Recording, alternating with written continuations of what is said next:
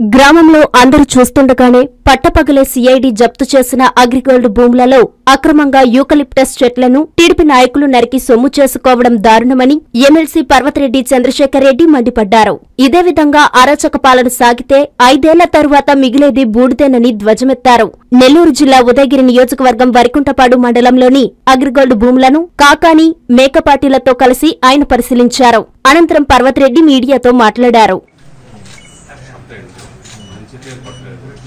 అప్పటి వరకు కొట్టుని దాని గురించి అయితే లెటర్ పెడుతున్నాం పోలీసుకి, సిఐడి లెటర్ పెట్టాను. సీజ్ చేసిన భూములు చేసింది అది యాక్చువల్గా గవర్నమెంట్కి సంబంధించినటువంటి దాని కింద లెక్క సిఐడి అటాచ్ చేసింది. దానిలో ఇప్పుడు 18 సంవత్సరాల నుంచి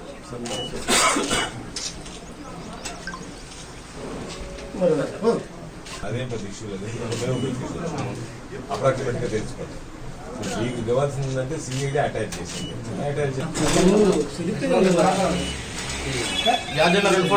ఇంకా కూడా కొంతమంది ఉన్నారు, వాళ్ళకి సంబంధించినటువంటి భూములు, వాటిలో ఉన్నటువంటి సంపద ఈ రోజు అంతా కూడా అన్ని దగ్గరలో కూడా చూస్తా ఉన్నాం, కొన్ని కోట్ల రూపాయల సంపద.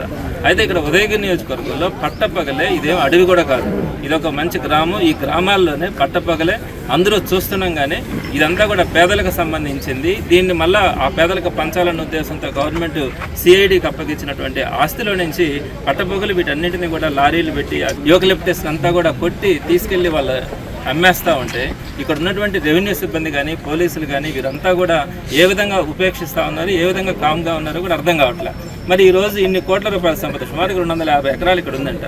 సో మొత్తం కొట్టేయాలని చూసినప్పుడు సుమారుగా 60 ఎకరాలు దీంట్లో యూకలిప్టస్ కొట్టేసిన తర్వాత మొత్తం కూడా అప్రమత్తమై మీడియా కానీ, ప్రతిపక్షాలు కానీ, వైఎస్ఆర్సీపీ కానీ అంతా గొంతెత్తిన తర్వాత సుమారుగా 60 ఎకరాలతో వాళ్ళు పరిమితమైనారు. లేకుంటే మొత్తం 250 ఎకరాలు కొన్ని కోట్ల రూపాయల ఆస్తి పేదలకు చెందాల్సినటువంటిది ఈరోజు ఈ తెలుగుదేశం పార్టీ నాయకులు, కార్యకర్తలు చేస్తున్నటువంటిది. దీని అంతా చూసిన తర్వాత ఒకసారి అనిపిస్తుంది, ఇప్పుడు ఎంఆర్ఓ గారికి చెప్తే కూడా ఆయనకు ఎదురుగానే ఇక్కడి నుంచి పట్టమని 1 కిలోమీటర్ దూరంలో కూడా ఈ అవినీతి జరగలే. కానీ ఆయన ఏమీ తెలియనట్టుగానే అసలు చెట్లు కొట్టేసినారా, అది అక్కడ ఇక్కడ అని చెప్పి ఆయన తలంచుకొని మాట్లాడే పరిస్థితి కనపడతా ఉంది. అంటే వీళ్ళ కళ్ళెదురుగా కనపడతా ఉన్నా కూడా ఎందుకు ఇంత మౌన పాత్ర పోషిస్తూ ఉండాలి ఆ రెవెన్యూ అధికారులు కానీ, పోలీసు అధికారులు కానీ అర్థం కావట్లే. సో ఇవన్నీ చూస్తామంటే అందరికి ప్రజలకు అంత అనిపిస్తూ ఉంది. అసలు మన ఆంధ్ర రాష్ట్రంలో ఎప్పుడైనా చూసినామా ఇట్లాంటి పరిస్థితులు? ఎన్నో ప్రభుత్వాలు మారినాయి. ఈ విధంగా దౌర్జన్యాలు ఏంటి, పట్టపగలు ప్రజల ఆస్తుల్ని దొంగలించుకొని పోవడం ఏంటి, అది తెలుగుదేశం పార్టీ కార్యకర్తలు, నాయకులు ఇబ్బందులు చేయడం. ఇన్ని తెలిసినా కూడా చంద్రబాబు నాయుడు గారు ఈ రోజుకి కూడా దీని గురించి స్పందించకుండా, దీని మీద యాక్షన్ తీసుకోకుండా, దీని మీద బాధితులకు ఎలాంటి నష్టం జరిగినా కూడా మేము పే చేస్తామని కానీ, వారిని కఠినంగా శిక్షిస్తామని కానీ, అన్నీ కూడా ఈరోజు సీసీ కెమెరాస్ ఉన్నాయి, పబ్లిక్ అంతా కూడా తెలుస్తూ ఉంది, ఎక్కడ అమ్మినారో కూడా తెలుస్తూ ఉంది. మరి దీని మీద తెలుగుదేశం పార్టీ చంద్రబాబు నాయుడు గారు కానీ, ఇటు లోకేష్ గారు కానీ ఎందుకు స్పందించట్లేదు, ఎందుకు యాక్షన్ తీసుకోవాలని మాట్లాడట్లేదు? ఈ విధంగా చేసిన దానివల్ల రేపు పొద్దున ఇంతకు పెద్దలు గోవర్ధన్ రెడ్డి గారు చెప్పినట్టు ప్రైవేట్ ఆస్తుల మీద కూడా వస్తారు, ఇళ్లలో పడుకొని ఉంటే కూడా వస్తారు, తీసుకుపోయినా కూడా దిక్కులేని పరిస్థితి వస్తుంది. కాబట్టి మీడియా కానీ, ప్రజలు కానీ వీళ్ళందరూ కూడా ప్రజలను అందరినీ కూడా అప్రమత్తం చేయాల్సిన పరిస్థితి ఉంది. మనల్ని మనం జాగ్రత్తగా కాపాడుకోకపోతే ఈ 5 సంవత్సరాల తర్వాత మన రాష్ట్రంలో మిగిలేది కేవలం బూడిద మాత్రమే ఉంటుంది. కాబట్టి ఇక్కడ రాజకీయ నాయకులు కానీ, తెలుగుదేశం పార్టీ కార్యకర్తల నాయకులకు కూడా ఒకటే, జగన్మోహన్ రెడ్డి గారి తరఫున వైఎస్ఆర్సీపీ నాయకులందరూ కూడా హెచ్చరించేది ఒకటే, మీరందరూ కూడా అనుకోవచ్చు 5 సంవత్సరాల్లో మేము డబ్బులు చేసుకున్నాం, క్యాష్ చేసుకున్నాం, కాబట్టి మా దగ్గర డబ్బులు మిగిలిపోయినాయి అనుకుంటారేమో. ప్రతి రూపాయి కూడా తిరిగి కక్కిచ్చే పరిస్థితి వైఎస్ఆర్సీపీ ప్రభుత్వం వచ్చిన తర్వాత జరుగుతుంది.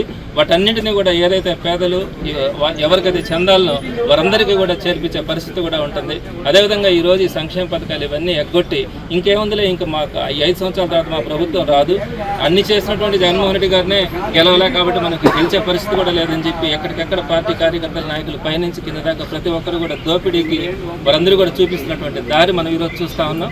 ఏ ఒక్కరిని కూడా వదిలిపెట్టేది లేదని జగన్మోహన్ రెడ్డి గారి నుంచి ప్రతి ఒక్కరు కూడా వారికి హెచ్చరికలు కూడా జారీ చేయడం జరుగుతూ ఉంది. తప్పకుండా ప్రజలు కూడా ఇంకొక 4 సంవత్సరాలు జమిలీ ఎలక్షన్స్ వస్తే తప్పకుండా అట్లా కనుక వస్తే పనితే 2-3 సంవత్సరాలు జాగ్రత్తగా ఉండాల్సిన పరిస్థితి. మరి మళ్ళీ రాబోయే వైఎస్ఆర్సీపీ ప్రభుత్వంలో ప్రతి ఒక్కరికి కూడా మంచి చేయడానికి తప్పకుండా కూడా ప్రయత్నించడం జరుగుతుంది. ఇప్పటికైనా కూడా అధికారులు ఇప్పుడు ఇచ్చినటువంటి కంప్లైంట్ బేస్ చేసుకొని దీని మీద ఇమీడియట్గా కేసులు కట్టాలని చెప్పి వైఎస్ఆర్సీపీ తరఫున డిమాండ్ చేస్తారు. నూతన ప్రారంభోత్సవ ఆహ్వానము. వివాహాది శుభకార్యములకు నూతన వస్త్రాలంకరణ కోసం విచ్చేయండి బీసీఎం మెన్స్ వేర్ టెక్స్టైల్స్. నూతన ప్రారంభోత్సవం సందర్భంగా రంజాన్ మరియు ఉగాది పండుగలకు 30% ఆఫర్లు వర్తించును. విచ్చేయండి BCM men's wear textiles, Muthukur gate centre, Manasa hotel, 1వ ఫ్లోర్, హరనాథపురం, నెల్లూరు. మీ K Vivekananda Babu, CH Pratap, A Naresh. తెలిపారు.